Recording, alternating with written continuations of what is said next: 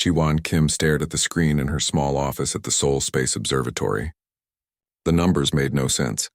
For 3 weeks, she had been tracking strange energy readings from beyond Pluto. The patterns were too regular to be natural, too complex to be random space noise. This can't be right, she whispered to herself, running the calculations again. The energy signatures appeared every 12 hours like clockwork. They came from empty space, or what everyone thought was empty space. Jiwon had checked every database, every star chart, every piece of equipment. Nothing should be out there. She picked up her phone and called her old friend Hyuk Park.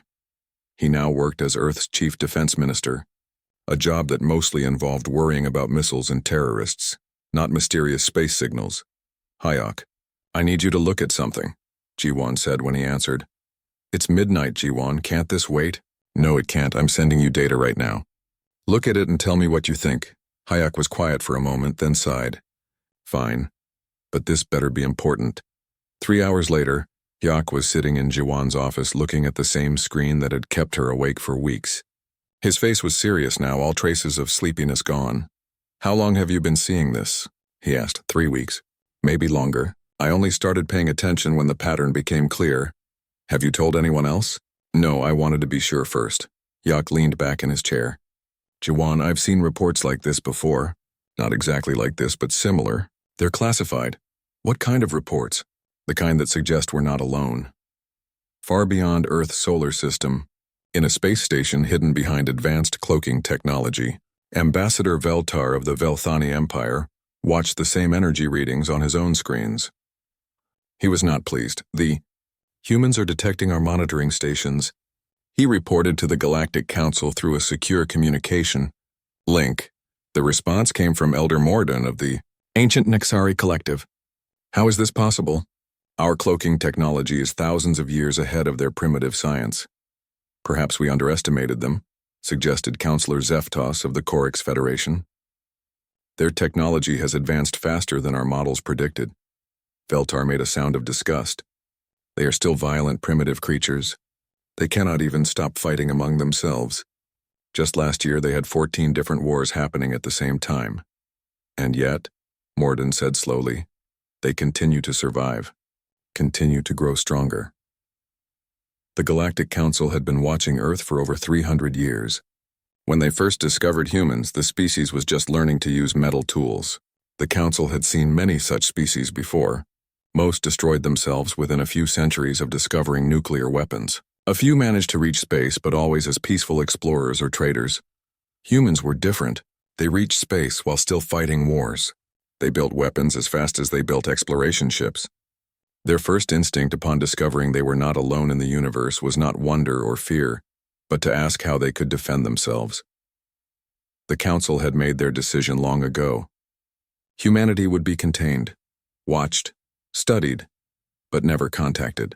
They were too dangerous to join galactic civilization, too interesting to simply destroy. What do you recommend? Morden asked. Veltar considered his options. We could move the monitoring stations, put them further out, beyond their detection range. That would reduce our ability to observe them closely, Zeftos pointed out.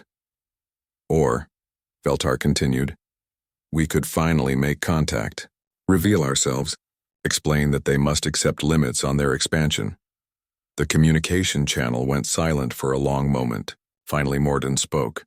The Council will meet to discuss this. Continue monitoring. Report any new developments immediately. Back on Earth, Jiwon had not slept in 2 days. She had expanded her search, pointing every telescope she could access toward the outer solar system. The results were even more disturbing. The energy signatures weren't coming from one source, but from dozens.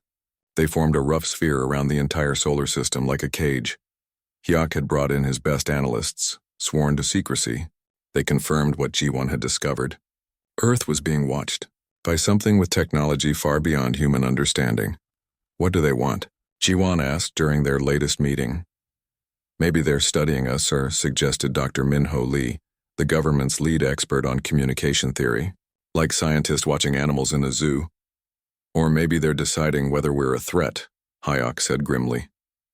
That night, as Jiwon finally tried to get some sleep, she wondered what humanity looked like to beings capable of hiding entire space stations. Did they see humans as children playing with dangerous toys? As insects that might need to be stepped on? Or as something else entirely? She didn't know that similar conversations were happening in conference rooms across the galaxy. Species that had never agreed on anything were united in their concern about humanity. Some wanted to make contact immediately, to guide human development along safer paths. Others argued for continued observation, hoping humans would eventually mature into a peaceful species. A few whispered about more permanent solutions, but none of them knew about the real threat approaching from the edge of the galaxy. While they debated what to do about humanity, something else was moving through space between the stars, something that consumed entire worlds and left nothing behind but empty void. The Devourers were coming, and when they arrived, the galaxy would learn that humanity's capacity for violence might be exactly what it needed to survive. Jiwan fell asleep at her desk, her head resting on papers covered with calculations and star charts. In her dreams, she saw great ships moving through space, carrying weapons that could crack planets and shields that could stop suns. She didn't know if the ships were friends or enemies. She only knew that humanity's quiet existence was about to end forever. The emergency session of the Galactic Council had been going for 6 hours. Representatives from 12 different species argued in the Great Chamber, their voices creating a chaos of different languages and sound frequencies. At the center of it all sat Elder Mordun, his ancient form barely moving as he listened to each speaker. The humans have launched 3 more deep space probes in the last week, reported Veltar. Their trajectory will take them directly through our outer monitoring ring. Counselor Zeftos tapped his claws against the speaking podium. My analysis teams have studied their probe design. It's crude but effective. More importantly, it's equipped with advanced sensors. If they get close enough to our stations, they will detect us. Then we move the stations further out, suggested Ambassador Kethvar of the Korix Federation, and lose our ability to monitor them closely? Veltar's voice carried clear disapproval. We need to know what they're doing. Their weapons development has accelerated again. Last month, they tested something they call a fusion bomb that could destroy one of our smaller ships. Elder Mordun finally spoke, his voice cutting through the argument like a blade. The time for hiding is ending. The question is, how do we reveal ourselves? On Earth, Dr. Minho Lee stood in front of a wall covered with symbols, equations, and what looked like alien writing. For 2 months, he had been preparing for this moment. Earth's first contact with an alien species. The probe data had been clear. Something was out there. Something intelligent, something that had been watching Earth for a very long time. Hyuk Park's military analysts believed contact was inevitable. The only question was whether humans would make the first move or wait for the aliens to act. Are you ready for this? Asked Captain Somin Choi as she entered the communications center. Minho looked up from his notes. Somin commanded humanity's most advanced spacecraft, the explorer ship New Horizon. If first contact went badly, her ship would be humanity's first line of defense. As ready as anyone can be for something that's never happened before. Minho replied. The translation programs are loaded with every human language. The mathematics are universal. If they're intelligent enough to build those monitoring stations, they should be able to understand basic concepts. And if they're not friendly? Minho had no answer for that question. The alien ship appeared on a Tuesday morning local time. It materialized just beyond the orbit of Mars, its cloaking field dropping away to reveal a vessel unlike anything in human science fiction. It was beautiful in an organic way, more grown than built, with curves that seemed to flow like water frozen in time. Jiwan was the first to spot it from the Seoul Observatory.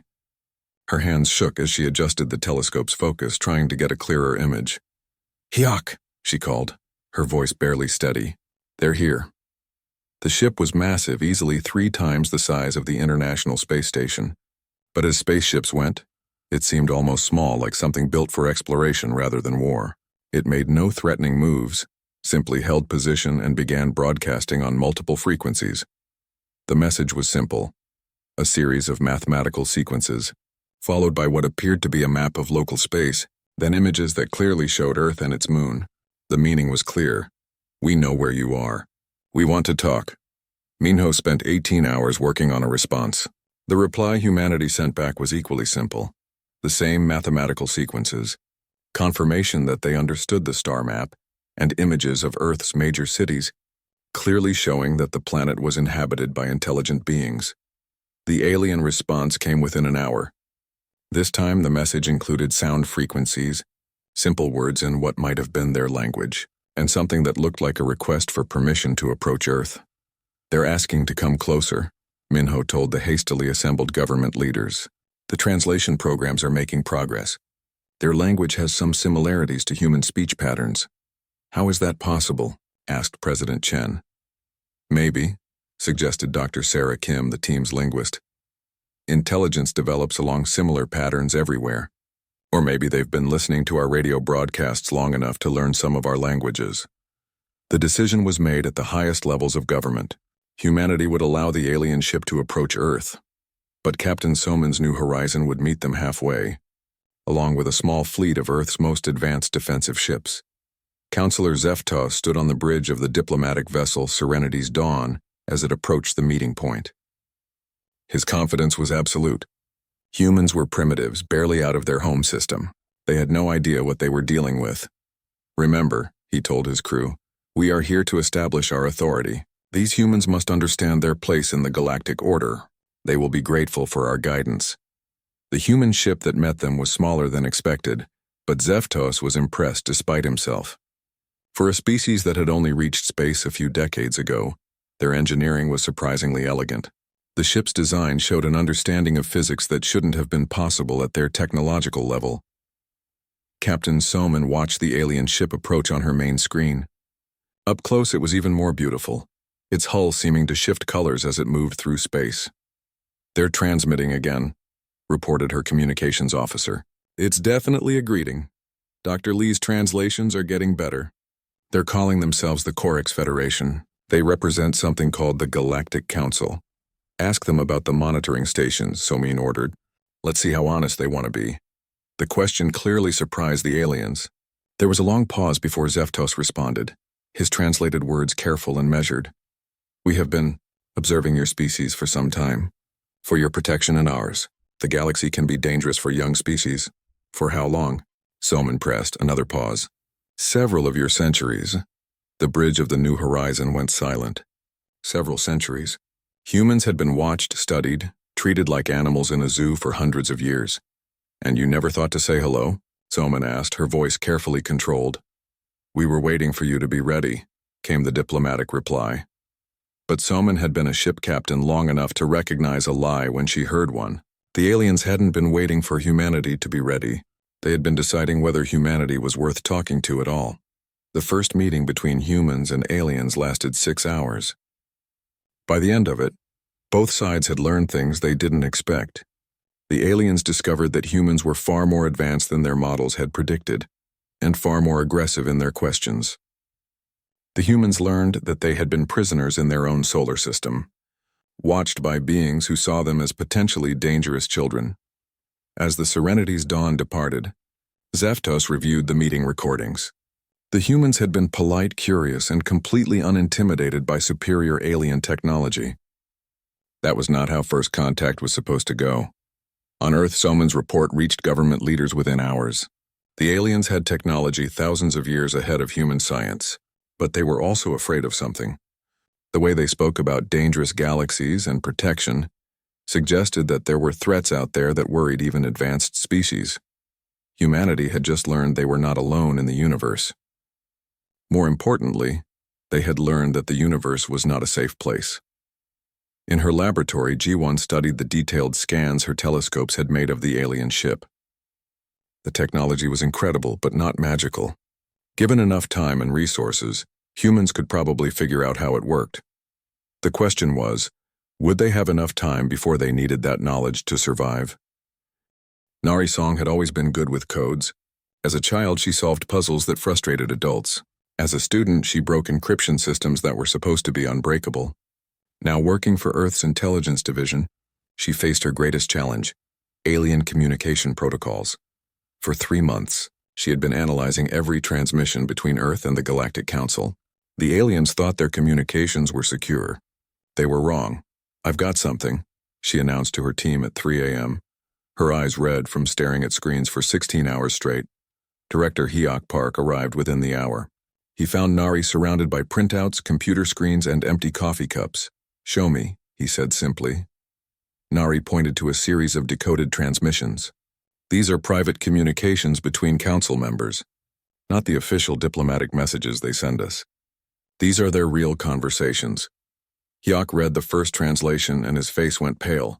Subject species shows continued aggressive expansion tendencies. Recommend maintaining containment protocols indefinitely. He read the next one. Human weapons development exceeds all projections. Fusion technology achieved 200 years ahead of estimated timeline. Military applications obvious. And another. Council simulation runs complete. In 847 out of 1,000 scenarios, human species achieves galactic dominance within 500 Earth years of achieving faster-than-light travel. Recommend immediate intervention. Hyok sat down heavily in a chair. How long have you had these? I cracked their basic encryption 2 weeks ago, Nari admitted. I've been gathering more transmissions since then. There are hundreds of them going back decades. What else do they say? Nari pulled up more files. They call Earth a containment zone. They have weapons platforms hidden throughout our solar system, not just monitoring stations. If they decide we're too dangerous, they can destroy every human settlement in space within hours.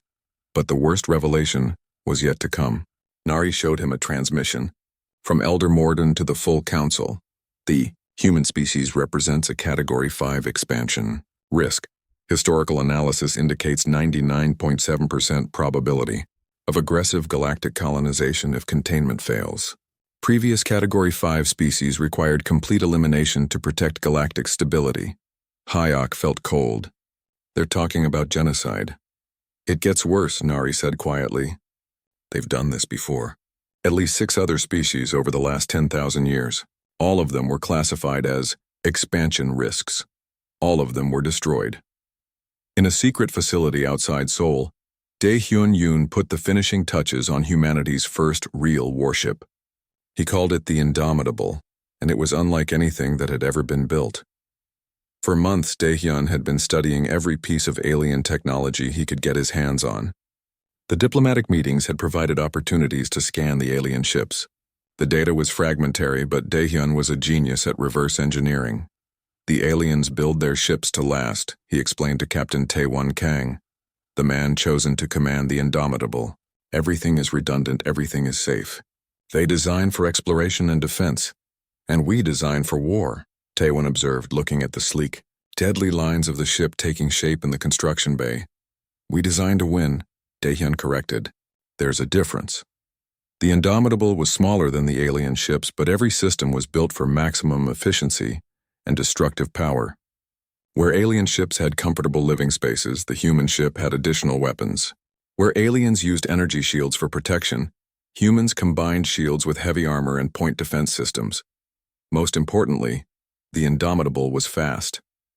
Faster than anything the aliens had ever built. Dae-hyun had taken their gravitational drive technology and pushed it beyond what the aliens thought was possible. When will it be ready? Tae-won asked. 2 months, Dae-hyun replied. Maybe less if we can get more alien technology to study. They would get their chance sooner than expected. The revelation about humanity's true situation reached the highest levels of Earth's government within days of Nari's breakthrough. The response was swift and decisive. If the aliens saw humans as a threat that might need to be eliminated, then humanity would make sure they were right. President Chen called an emergency meeting of Earth's Security Council. In attendance were Hyok Park, General Kim, Captain Somin Choi, and Dr. Jiwon Kim. The situation is clear, the president began. We are not guests in this galaxy. We are prisoners awaiting execution. The aliens have been planning our destruction for decades, waiting only for the right moment. What are our options? Asked General Kim. Hyok answered. We can try to convince them we're harmless.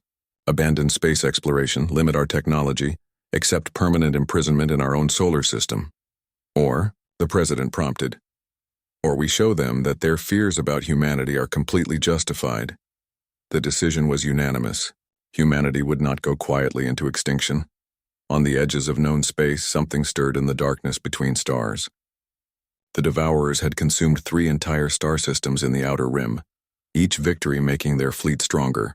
Their biomechanical ships grew larger by feeding on the matter and energy of destroyed worlds. The first alien colonies to encounter them sent desperate messages before going silent. The transmission spoke of ships that seemed to be alive, weapons that consumed rather than destroyed, and a hunger that could never be satisfied. But those messages were still weeks away from reaching the inner systems where the Galactic Council debated humanity's fate. The Council had no idea that their greatest nightmare was already upon them. They were too busy worrying about humans to notice the real threat approaching. Elder Morden received the latest intelligence reports about Earth in his private chambers on the Council world. The humans were building ships at an alarming rate. Their technology was advancing faster than ever. Most disturbing of all, they had somehow learned about the Council's true intentions. "They know," he told Ambassador Veltar during a secure communication. "Somehow they have decoded our transmissions." "Impossible," Veltar replied. "Our encryption is unbreakable, and yet they know. Our agents report that human military production has increased by 400% in the last month. They are preparing for war." "Then perhaps it is time to end this," Veltar suggested. "The containment protocols can be activated. Their space installations can be destroyed. The species can be reduced to their home planet, unable to threaten anyone." Morden was quiet for a long moment. "Give the order," he finally said. "But be prepared. If we have learned anything about humans, it is that they do not surrender easily." The attack began 3 days later. Hidden weapons platforms throughout the solar system came online, targeting human space stations, moon bases, and orbital shipyards. The aliens had built these platforms over decades, positioning them for this exact moment. But humanity had been preparing too. Captain Soman's ship and a dozen others were ready when the attack began. The New Horizon had been modified with new weapons and shields based on alien technology. It was no longer an exploration vessel. It was humanity's first ship of the line. The battle for Earth's solar system lasted 18 hours.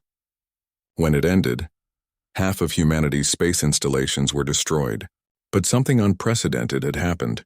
The human ships had fought back and fought back effectively. Several alien weapons platforms were destroyed, their wreckage providing even more technology for human engineers to study. Most importantly, humanity had sent a message to the galaxy. They would not be contained. They would not be eliminated. They would fight for their freedom with everything they had. As news of the battle reached the Galactic Council, another message arrived from the Outer Rim. An entire sector had gone dark. Something was destroying civilized worlds at an alarming rate. The Devourers had arrived, and the galaxy was about to learn that their fears about human aggression were exactly what they needed to survive what was coming. The first reports came from the Zelani system, 47 light-years from Earth. The automated distress beacon transmitted for exactly 3 minutes and 18 seconds before going silent forever. Unknown vessels detected in system. Massive energy signatures. They're not responding to communication attempts. Oh God, they're feeding on the planets. The ships are growing. They're actually growing. Send help. Send everything you have. Tell the Council. Static, Elder Morden stared at the transmission report in his private chambers. In his 800 years of life, he had never heard anything like the terror in that final message. The Zelani were among the most advanced species in the Outer Rim. Their worlds were protected by defensive systems that could stop most known weapons. Whatever had destroyed them was something new. The second report arrived 6 hours later, from the Keth system. This message was even shorter. Ships like living metal, weapons that drink energy. Everything they touch becomes part of them. The planets are being consumed. We can't stop them. Nothing can stop them. Silence again. High Commander Zalneth of the Velthani Empire stood in the bridge of his flagship, the Endless Glory, studying tactical displays that made no sense. In 40 years of military service, he had never seen anything like the reports coming from the Outer Rim. "What are your analysis teams telling us?" he asked his intelligence officer. "The enemy ships appear to be biomechanical, sir. They grow stronger by consuming matter and energy. Each victory makes them more powerful. Our conventional weapons seem to have limited effect." Zalneth had commanded fleets against rebels, pirates, and criminal organizations. He had fought territorial wars and trade disputes. But this was different. This was an enemy that existed only to consume and destroy. "How many systems have we lost?" he asked. 7 confirmed destroyed, sir. 3 more have gone silent. Refugee ships are reporting that entire sectors are being evacuated. For the first time in his career, Zalneth felt something he had never experienced. helplessness. On Earth, the intelligence reports were met with a very different response. Captain Taewon Kang stood in the briefing room aboard the completed Indomitable, listening to descriptions of the Devourer attacks with professional interest. Biomechanical ships that grow by consuming matter, he repeated. Weapons that absorb energy rather than being stopped by shields. That's correct, confirmed Admiral Lee, Earth's new space fleet commander. The aliens are in full retreat. Their standard defensive tactics are useless against this enemy. Taewon smiled. It was not a pleasant expression. Their defensive tactics, yes, but they've never seen human tactics. Ye Ji-han, the ship's tactical AI specialist, pulled up holographic displays showing the Devourer attack patterns. She had been analyzing every piece of data Earth could gather about the alien invaders. They attack in groups of 3 to 5 ships, she explained. They focus on consuming infrastructure first, space stations, orbital facilities, anything that can't run away. Then they move to the planets themselves. Classic predator behavior, observed Dr. Min-Ho Lee, who had joined the military briefing as Earth's expert on alien psychology. They eliminate escape routes before going for the main target. Taewon studied the displays. What about their ships? Size, capabilities, known weaknesses? Yeji switched to technical analyses. The ships appear to be living organisms combined with mechanical technology. They range from 500 meters to over 2 kilometers in length. The larger ones seem to be older, having grown through multiple conquests.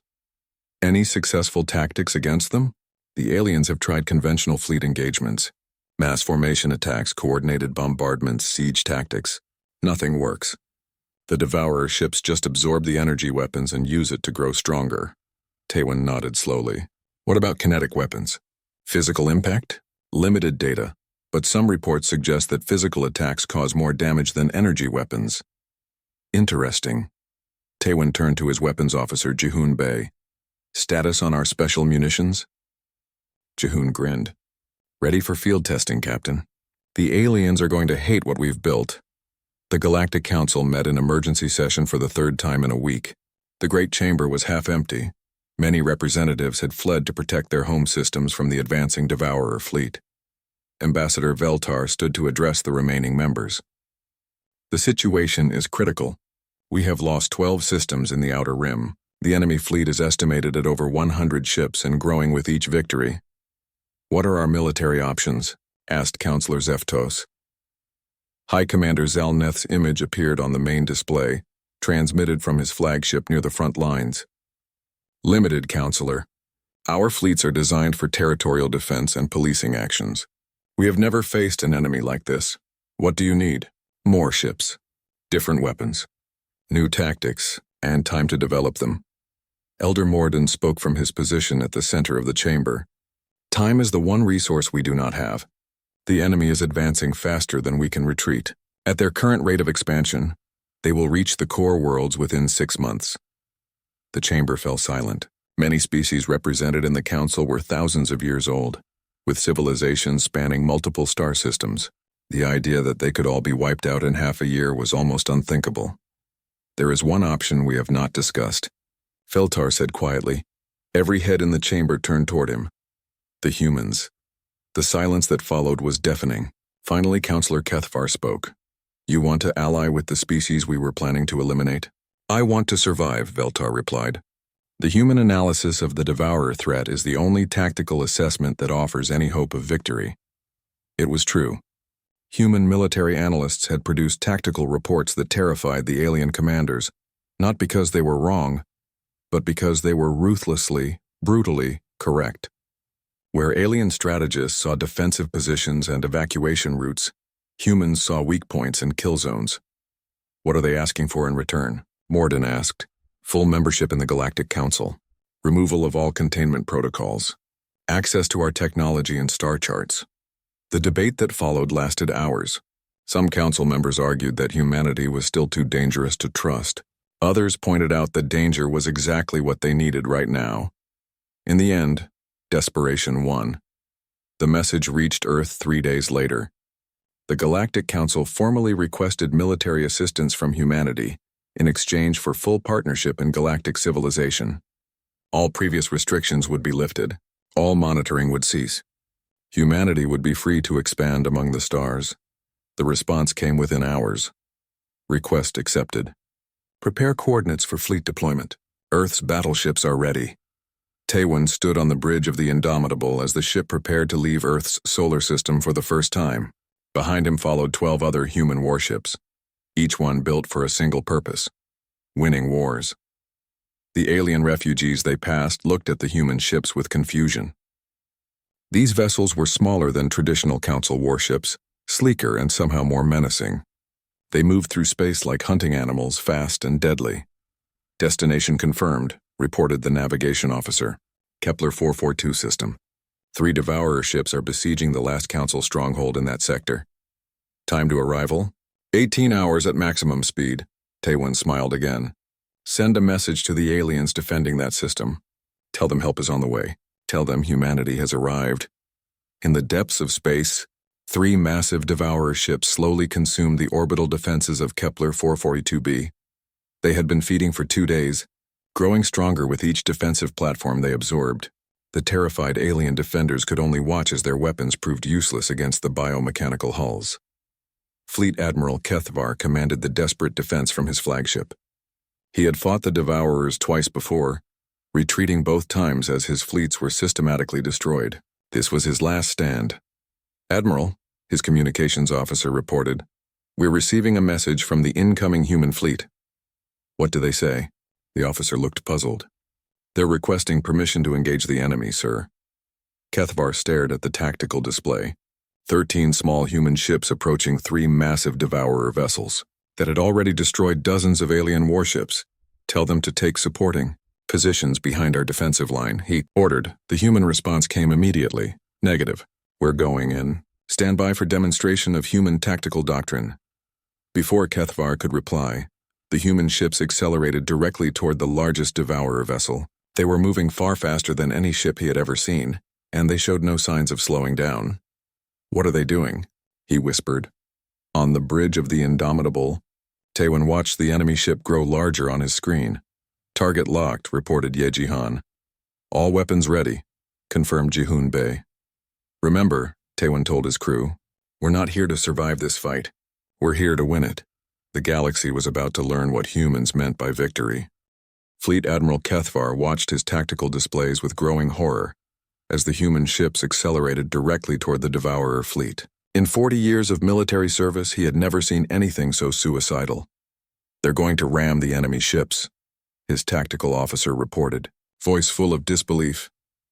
"Get me a direct line to their commander," HFY ordered. "I have to stop this madness." But before he could establish communication, something impossible happened. The leading human ship, the Indomitable, opened fire at point-blank range. The weapons that emerged from the human vessel were unlike anything in the galactic database. Instead of energy beams or plasma bursts, streams of what appeared to be liquid metal poured from the ship's guns.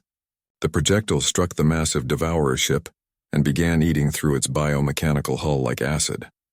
"What kind of weapons are those?" HFY whispered. On the bridge of the Indomitable, Jihoon Bae monitored his creations with professional satisfaction.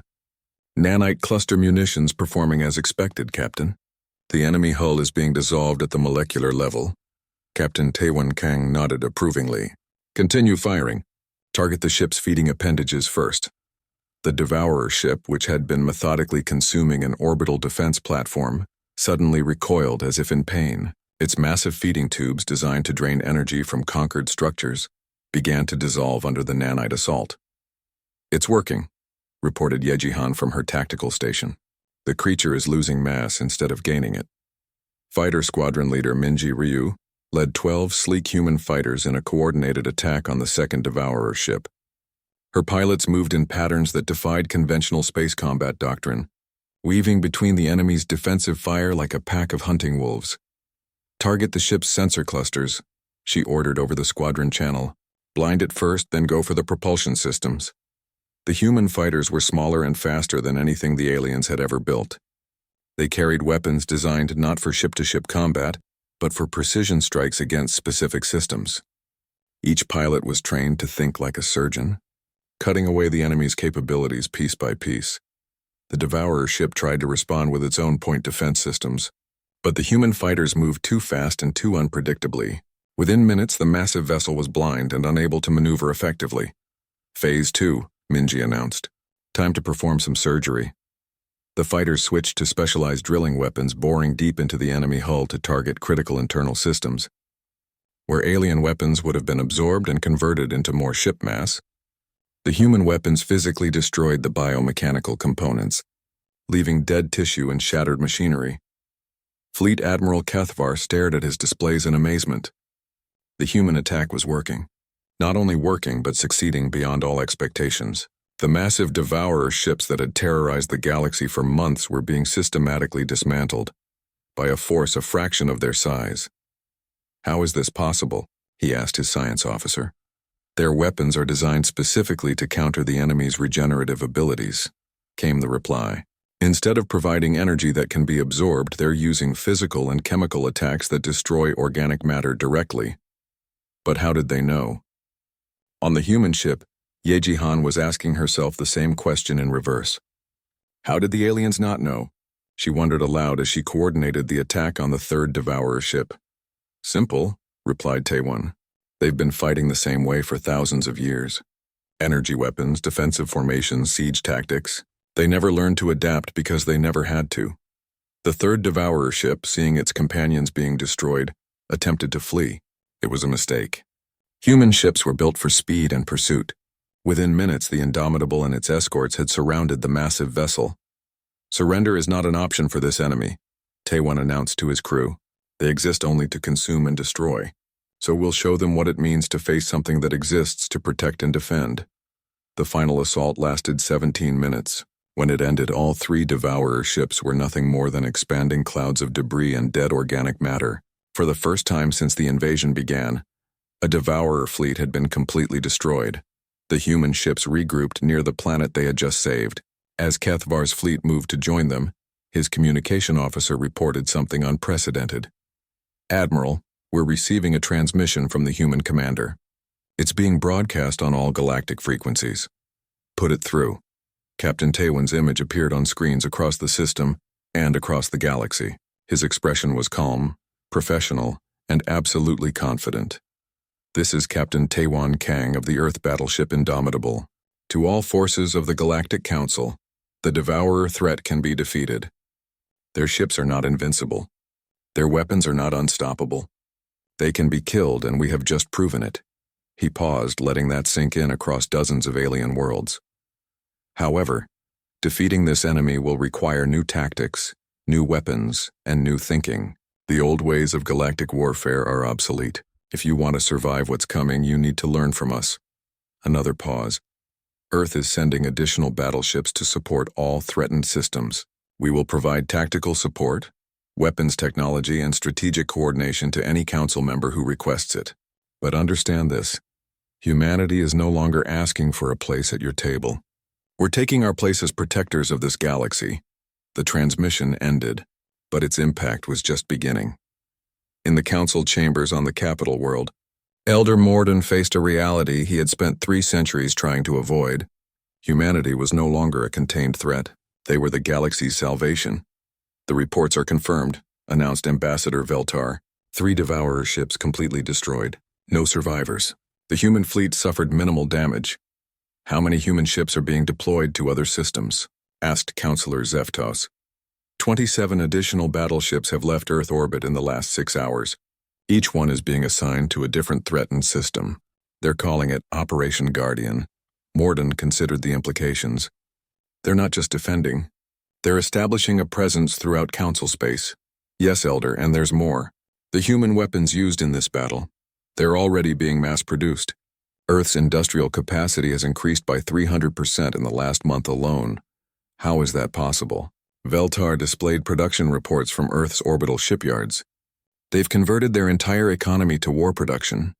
Every factory, every resource, every human is working toward a single goal: building the fleet necessary to protect galactic civilization. It was a level of coordination and dedication that no alien species had achieved in recorded history. Humans weren't just fighting for their own survival. They were fighting for everyone's survival. On Earth, Daihyun-Yoon stood in a shipyard that stretched beyond the horizon. Thousands of workers, both human and robotic, labored around the clock to build the fleet that would save the galaxy. The Indomitable had been just the beginning. Now humanity was building ships by the dozen. The new class will be twice as large, he explained to Defense Minister Hyok Park. More weapons, better armor, faster engines. We're calling them Protector-class battleships. How many can we build? With current production rates? 50 ships per month, but we're still expanding our capacity. Hyok shook his head in amazement. 6 months ago, humanity had been prisoners in their own solar system. Now they were building the largest fleet in galactic history. What about the alien technology we've acquired? We're improving on it, Daehyun replied with satisfaction. Their shields are more efficient now. Their weapons are more precise. Their engines are faster. Sometimes the student surpasses the teacher. In the depths of space, the remaining Devourer fleets received new information through their biomechanical communication networks. The prey species they had been hunting had developed new defenses. Some ships had been destroyed by weapons that could not be absorbed or converted. The response was swift and terrifying. The Devourer ships began changing, adapting, growing new defensive systems and more aggressive weapons.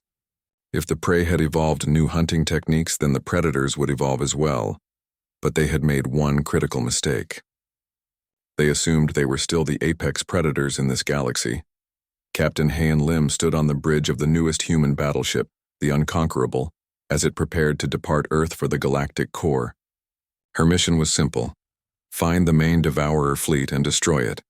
Captain, her tactical officer reported, we're receiving long-range sensor data from our advanced scouts. The enemy has massed their remaining ships in the Andromeda sector. Over 200 vessels, including some new variants we haven't seen before. Hayan smiled. 200 ships? They're going to need more than that. Behind her ship, a fleet of 50 human battleships prepared for what would become known as the Battle of Andromeda. Each vessel carried weapons designed specifically to kill Devourer ships. Each crew was trained to fight an enemy that existed only to consume and destroy. But more importantly, each ship carried something the Devourers had never encountered before. The absolute determination of a species that refused to let evil triumph. The galaxy was about to witness the birth of its new guardians.